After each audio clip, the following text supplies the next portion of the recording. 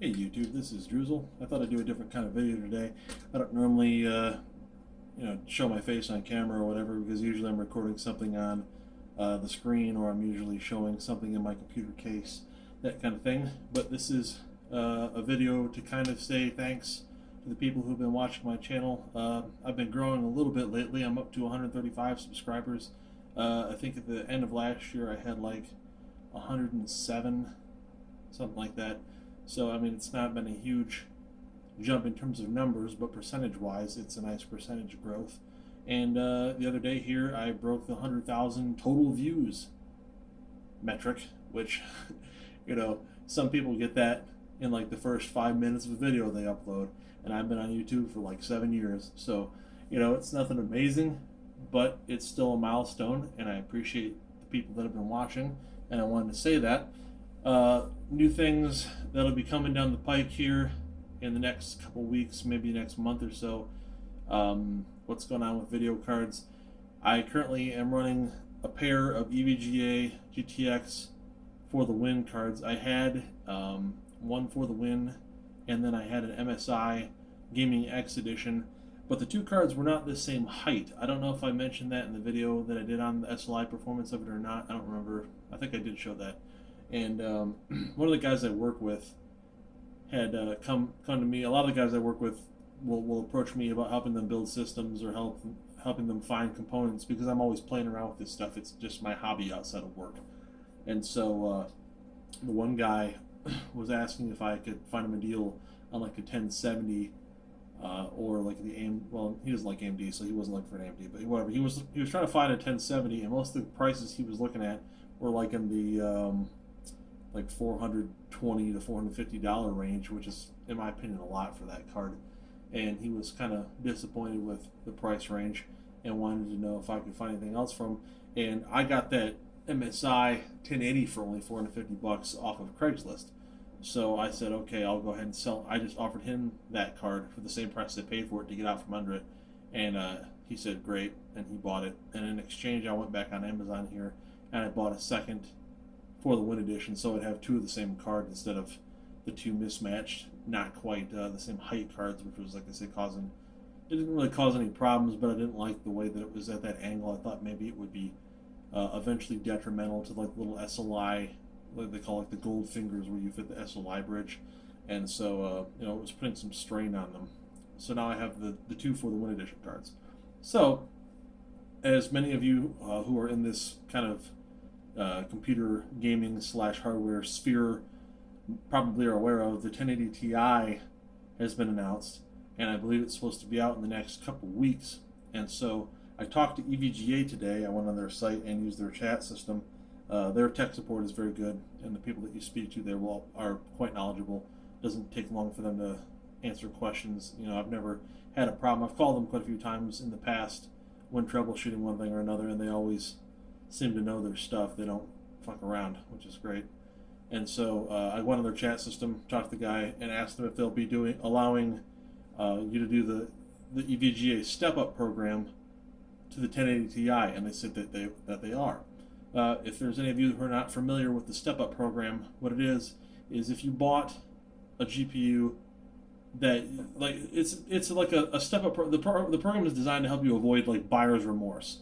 So if you bought a card and then within 3 months, like they give you a 90-day window, within 3 months a more powerful GPU comes out or a different card that you wanted comes out, there's some stipulations on it, like it's only good for stepping up from like one type of model to another type of model. The rules seem like they change a little bit periodically from one generation of cards to the next, so you have to, it's helpful to ask them ahead of time if you're going to be able to do it. But they said that yes, they are supporting going from the For the Win edition card the new 1080 Ti's when they come out. And so I'm like, great. So I'll be exchanging for those in the near future here. Whenever they put them up on the site, I will have to go on there. And all the step-up program requires that you do, again, for people who haven't used it or don't know about it, all you have to do is pay the difference in value from your cards to the new cards. And they give you full retail value for your cards. So in the case of these For the Win edition cards on Amazon, after taxes and shit, you pay like they're like a little over $600, like $615, 600. maybe $630, I think is what they were. Yeah, because it's like $598 plus tax is like $35. And so whatever you paid is the value that they give you towards the new card you want to trade in for. So the new 1080 Ti is supposed to retail for $699. So after taxes and whatnot, it's going to be more than that, of course, and shipping. But I don't remember if EVGA will charge you taxes or not. But regardless, you send them your cards after setting up the program, and they just charge you the difference in the value. So going from like a $630 card to a $700 card, yeah, you're going to pay the taxes on the retail value of the new cards, and you're going to pay to ship them to you.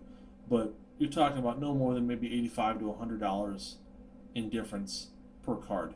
So I can jump up from these two 1080s to two 1080 Ti's for not a huge amount of money. And so I'll definitely be taking advantage of that. From what I understand, the 1080 Ti will have 11 gigabytes of GDDR5X memory, and is supposedly faster than the Titan X again. I feel bad for Titan X people. I don't know why NVIDIA likes to stick it to them like this. I felt the burn on that in the Maxwell generation of cards. I had two Titan X Maxwell 12 gig cards, and it's like then they launched the 980 Ti, and like yeah, the stock ones weren't as powerful, but the like the EVGA for the win and classified edition cards were better and could be overclocked extremely high, whereas the Titan edition cards are always a reference board, and so they don't really overclock that well. Like they have nice components, but they don't have as many power phases or input power, and so you sit there. I don't remember about the input power, but the power phases boards are not as advanced as your classified edition 980 Ti's. So even though the Titan X had 12 gigs of video memory and the 980 Ti only had 6, the Ti's were smacking them around. And it looks like it's going to be the same thing this time, except for there's a much smaller difference in the specs between the card. I think they have the same number of CUDA cores, but for some reason NVIDIA decided to put 11 gigs of video memory on the 1080 Ti, which is a really peculiar amount of video memory. And so it's like I think they said it's 11 gigabits per second of bandwidth as well, which is quite high. And so compared with the Titan X, I guess they are a bit faster, but they're supposed to be 35% faster than a 1080. And so two of them should really amp things up. It's nice to have as good a performance as possible for games that don't support SLI very well. Like I've been playing Fallout 4 a lot lately. They put out the new ultra high def texture pack for it, and like the recommended spec for that, it says, is having a GTX 1080. I don't really think that it needs that much horsepower. It doesn't really run.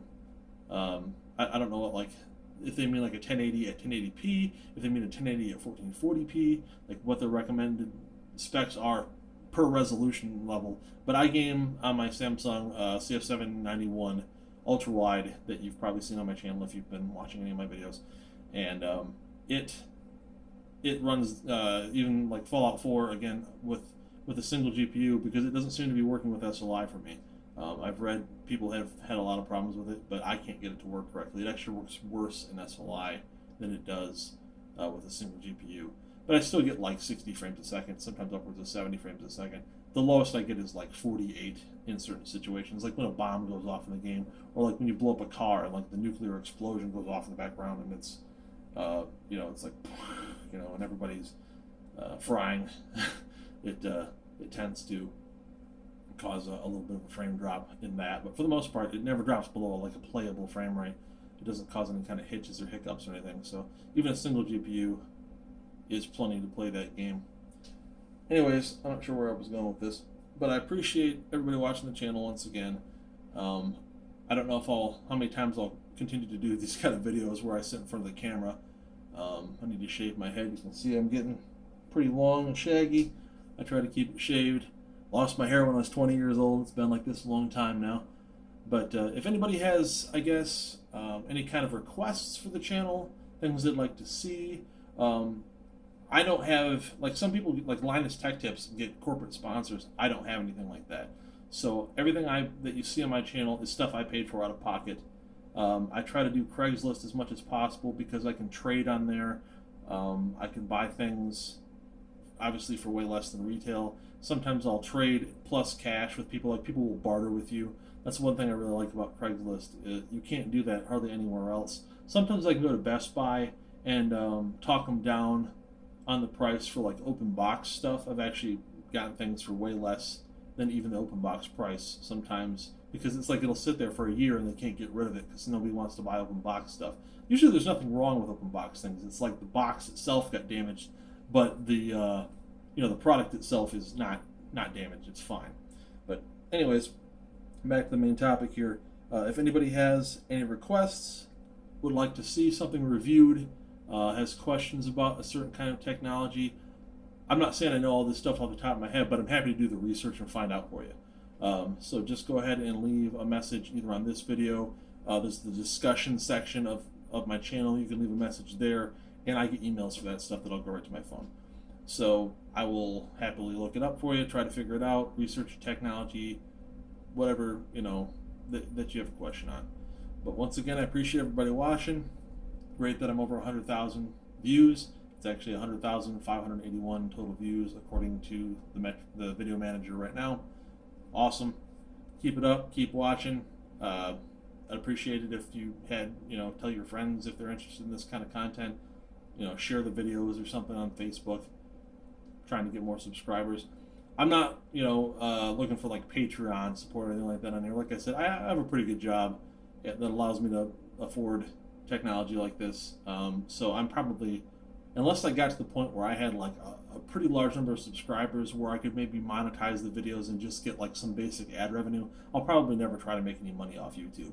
I'd have to, like I say, have a large number of subscribers where I would be foolish to not monetize it. But until that point, you'll never see ads on my channel or anything like that. So with that said, appreciate everybody watching. Hopefully you'll click the like or subscribe button.